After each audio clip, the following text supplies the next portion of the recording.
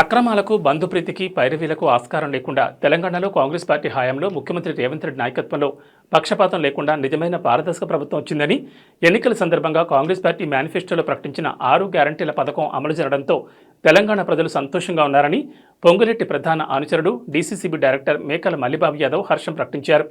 ఈరోజు పండితాపురంలో ప్రజాపాలన గ్రామసభను MDO, special officer, sarpanch, SI, విద్యుత్, హెల్త్, అంగన్వాడీ అధికారుల సమక్షంలో నిర్వహించారు.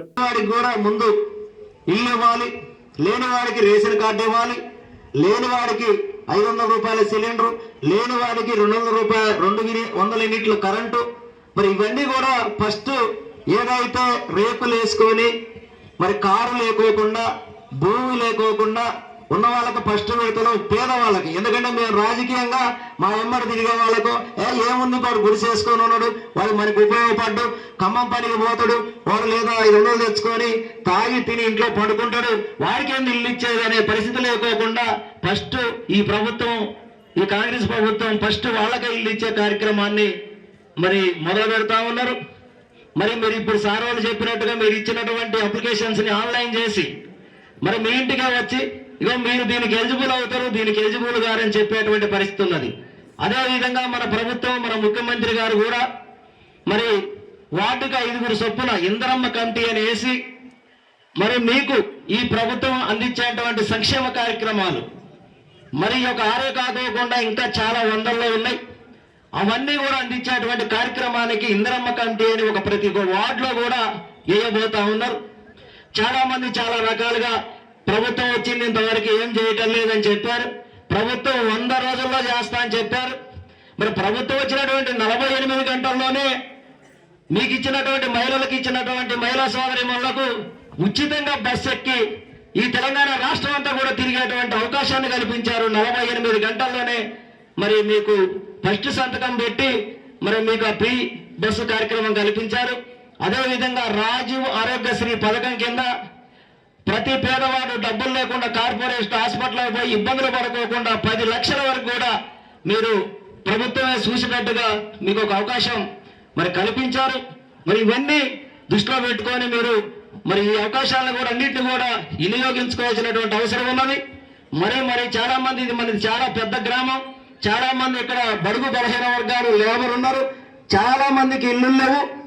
ఈ గ్రామానికి ఇల్లులు వచ్చేటువంటిగా, ఎందుకంటే పొంగులేటి శ్రీనివాసరెడ్డి గారు గృహ నిర్మాణ శాఖ మంత్రిగా ఉన్నారు, కనకయ్య గారు ఎమ్మెల్యేగా ఉన్నారు. ఈ కనకయ్య గారికి ఈ రాష్ట్రంలోనే 2వ స్థానానికి కాంగ్రెస్ పార్టీలో మెజార్టీ తీసుకొచ్చినందుకు మరి ఈ మండలానికి కూడా ప్రత్యేకంగా కనకయ్య గారి ద్వారా శ్రీనివాసరెడ్డి గారి దగ్గరకు పోయి శ్రీనివాసరెడ్డి గారిని మెప్పించి ఈ మండలానికి, మన గ్రామానికి కూడా ఇల్లులు తీసుకొచ్చి ప్రతి పేదవాడికి కూడా ఇల్లు కట్టించేటువంటి ఏర్పాటు చేస్తామని చెప్పేసి ఈ సందర్భంగా మరి మీకు తెలియజేస్తా ఉన్నాం. మరి గతంలో కాంగ్రెస్ ప్రభుత్వంలోనే మరి 108 పెట్టారు, ఫీజు రియంబర్స్మెంట్ పెట్టారు, మరి ఆరోగ్యశ్రీ పెట్టారు. మరి అవన్నీ కూడా ఇప్పుడు మరి కనుమరుగైపోయినాయి. మరి ఇప్పుడు ఈ ప్రభుత్వంలో మరి ప్రతి పేదవాడికి మరి చేయాలనే ఒక ఆలోచనతోటి మరి ఇంత తొందరగా పెట్టారు. చాలా మంది మరి చాలా రకాలుగా వీడియోలలో, పేపర్లో చూస్తూ ఉంటే ఇంతవరకు ఏం మొదలు పెట్టలేదు, ఏం చేయలేదు, అసలు ఏం లేదు.